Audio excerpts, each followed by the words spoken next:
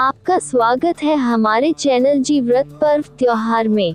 आज हम जानते हैं गंगा दशहरा के उपाय। गंगा दशहरा पर पितरों के उपाय। शुक्रवार को है गंगा दशहरा, इस काम से ज्ञात सभी पितरों का होगा उद्धार, प्रेत योनि से मिलेगी मुक्ति। गंगा दशहरा पर पितरों के उपाय 2025। गंगा दशहरा ज्येष्ठ शुक्ल दशमी को है। उस दिन आप पितरों की मुक्ति और मोक्ष के लिए आसान उपाय कर सकते हैं। उस दौरान माँ गंगा से कुछ प्रार्थना भी करनी होती है। ये जानते हैं कि गंगा दशहरा पर पितरों की मुक्ति का उपाय क्या है। गंगा दशहरा हर साल ज्येष्ठ शुक्ल दशमी तिथि को मनाया जाता है। इस तिथि को ही पृथ्वी पर गंगा का अवतरण हुआ था। तीर्थ स्थल पर गंगा स्नान करने और दान करने से पाप मिट जाते हैं। गंगा दशहरा का पावन पर्व हर साल ज्येष्ठ शुक्ल दशमी तिथि को मनाया जाता है, क्योंकि इस तिथि को ही पृथ्वी पर गंगा का अवतरण हुआ था।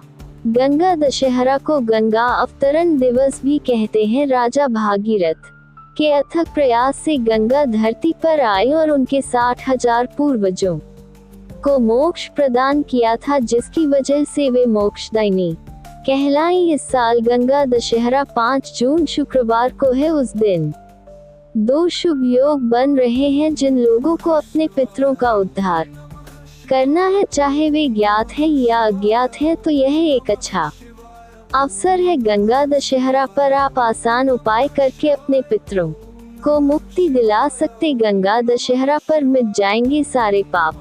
काशी के ज्योतिषाचार्य चक्रपाणि भट्ट के अनुसार गंगा दशहरा को किसी भी तीर्थ स्थल पर गंगा स्नान करने और दान करने से पाप मिट जाते हैं और पुण्य की प्राप्ति हो जाती है। जो लोग गंगा में स्नान नहीं कर सकते हैं, वे लोग घर पर ही नहाने के पानी में गंगाजल मिलाकर स्नान कर लें और माँ गंगा के आशीर्वाद से वंचित न रहे। गंगा की उत्पत्ति ही लोगों को मुक्ति और मोक्ष प्रदान करने के लिए हुआ। गंगा दशहरा मुहूर्त 2025। गंगा दशहरा तिथि का प्रारंभ 4 जून बुधवार 11:54 PM से। गंगा दशहरा तिथि का समापन 6 जून शुक्रवार 2:15 AM पर। स्नान का सबसे उत्तम समय 5 जून ब्रह्म मुहूर्त 4:02 AM से 4:42 AM तक। गंगा दशहरा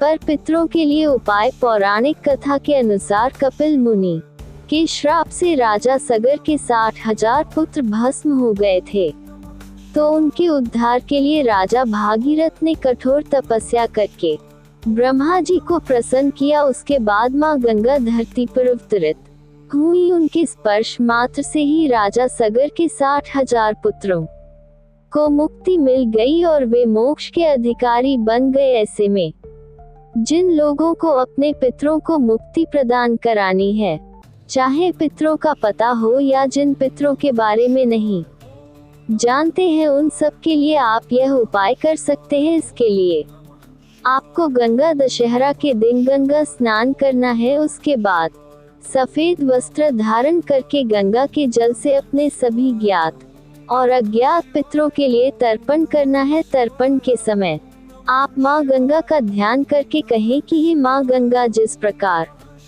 से आपने राजा सगर के 60,000 पुत्रों को मुक्ति प्रदान की थी, उनकी आत्माओं को सद्गति दी थी, ठीक वैसे ही आप हमारे सभी ज्ञात और अज्ञात पितरों को भी मुक्ति प्रदान करें, जो चाहे प्रेत योनि में भी क्यों न हो। हे मोक्षदायिनी, मेरे सभी पितरों को भी मोक्ष प्रदान करें, ताकि वे इस जन्म और मरण के बंधन से मुक्त होकर भगवत शरण को प्राप्त हो जाएं। तर्पण के बाद पिंडदान और दान। गंगा दशहरा पर पितरों के लिए तर्पण करना सबसे अच्छा उपाय है। उसके बाद आप चाहे तो पितरों के लिए पिंडदान कर सकते हैं, अन्न और वस्त्र का भी दान कर सकते हैं। इससे आपके पितर तृप्त होंगे और आशीर्वाद देंगे। ऐसा करने से आपकी भी उन्नति होगी, आपके दुख और दरिद्रता का नाश होगा। हमारे चैनल को लाइक करें, सब्सक्राइब करें और कमेंट करना न भूलें। ओम नमः भगवते वासुदेवाय नमः।